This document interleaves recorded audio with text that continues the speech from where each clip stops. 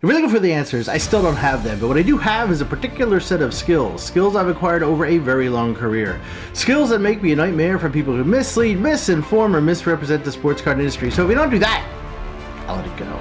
But if you do, going to talk about you. Welcome back to another episode of the Sports Card Investigator Show. My name is Andy, and I am your humble host. This is not a rerun. I am back, and I felt compelled to come back. Compelled! A duty as a member of this very special community.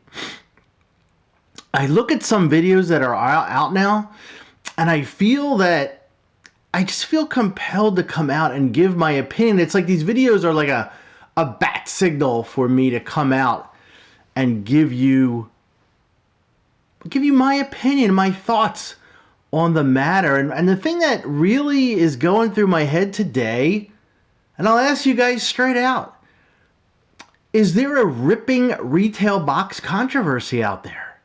Has there ever been a retail box ripping controversy out there? I'll get straight to the point, as I normally do. If you're ripping retail boxes to make a profit, I actually think you're better off buying a lottery ticket. And then I hear, like, to add insult to injury is like, whoa, just grade your best hits out of those boxes and you'll be rich. No, you won't. No, you won't. This stuff is wild to me. And I know it stings to hear the truth, but these companies, they are laughing all the way to the bank while you rip yourself right into the poorhouse, hoping for a miracle. And again, the harsh truth. I almost said all, and I probably wouldn't be wrong, I seldom am, most retail products are junk.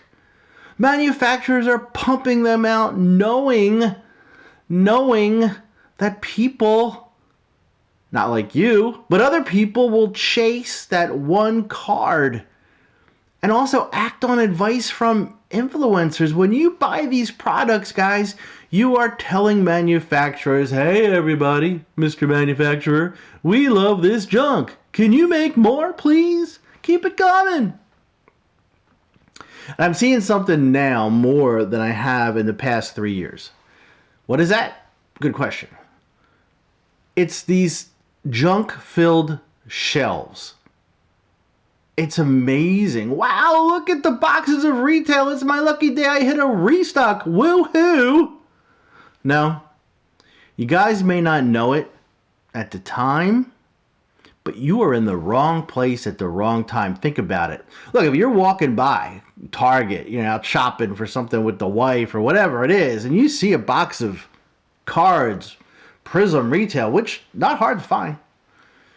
You want to rip it with your kids, open it up, have some fun, without the expectation that you're going to make a profit or flip it or grade it, which we'll turn to in a second. Let it rot on the shelves where it belongs. No need to clear it out. Don't be one of those guys.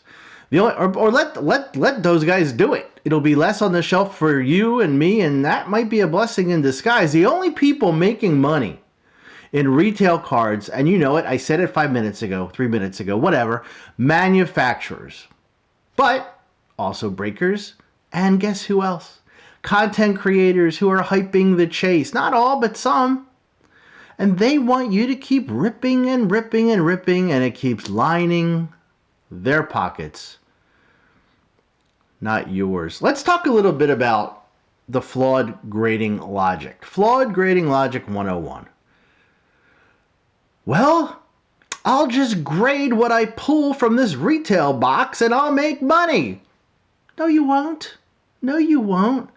Oh, just grade the best card and you'll make money. No, you won't. I would guesstimate that for every 100 boxes of retail sold, maybe one person will hit a card worth grading. I know that sounds crazy, but I just see it. I'm just seeing that. I mean, it's just not like it used to be where you can grade you get not this year, but you get a Jaden Daniels silver prism, and oh my God, I'm going to grade it. It's filled with dimples and cracks and off-centered, and there's a lot that goes into it than just pulling the card of a good player.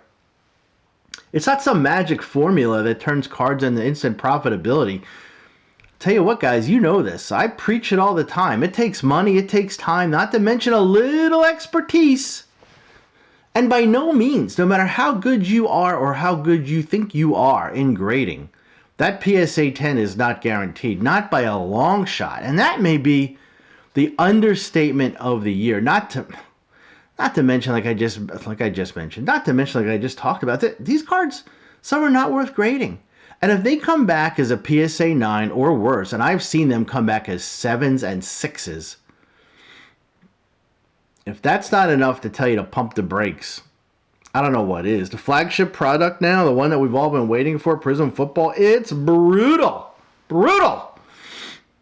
Neo did a video now, not a long time ago, but Neo puts out a lot of videos, so it's probably 6 or 7 back, about gem rates. I think he said 33%. Let me be perfectly clear. 33% for a Major League Baseball player, fantastic. Might get you to the Hall of Fame. Grading, on the other hand, if you're not, I'm going to say 70% now. If you're not 70% or better, it's a losing proposition, and you're just playing Russian. You're at like one card I'm sending in, let's hope for a 10. Not going to happen. There's other way. I'm not going to get into it, but no, it's just not going to work. And it's not 2020. There's no more $8 bulk grading anymore. And it's a PSA 10 or bust. 9s are losing. They're going less than raw. I can't believe it. I was talking to a friend of mine who works at a card store, and just going back and forth with this conversation because I think it's fascinating. And he said something quite profound, is that people are attempting to grade themselves out of the price of the box. And if that is the case, you are going down a deep, deep, deep, deep dark hole. But as I always say, free will. And while I'm on the subject, I got nothing against influencers. I've been accused of being one, as laughable as that may seem. I hold no influence, not even in my own household, but I actually enjoy watching a lot of these guys, but forcing purchases on people, and that's what they're doing, of bad products, just to make content, it's irresponsible. Walking into Walmart, seeing a box of Phoenix Retail and thinking it's a good deal, just be honest. Just be honest. Rip for fun, not for profit, especially retail. So, I'm going to leave you with some advice. It's free, and it's unsolicited, and you can come back, but just give you, especially because I get a lot of questions from people who are actually coming into the hobby now. So I guess in regards to this, I guess I would say to you is be patient and buy the single cards that you want. Why do I say be patient? It's not for the reason you may believe. For instance, I'll tell you why. Jalen Hurts, the quarterback for the Super Bowl winning Philadelphia Eagles. Don't go out and buy him today. Don't do it. It's dumb. It's stupid. You're going to lose money out on it. You just are. I mean, you should have been buying him last summer, like I was, or the summer before that, where you get some really cool Jalen Hurts cards. And no, I'm not selling these. I'm not pumping them up. I'm just saying there was a time to buy Jalen Hurts cards. Now is not the time. Or any Eagle for that matter. That's one. Patience. Avoid retail products unless it's truly a special release, like, I don't know, Monopoly. And for the love of all things cardboard, don't grade everything like you think it's the golden ticket.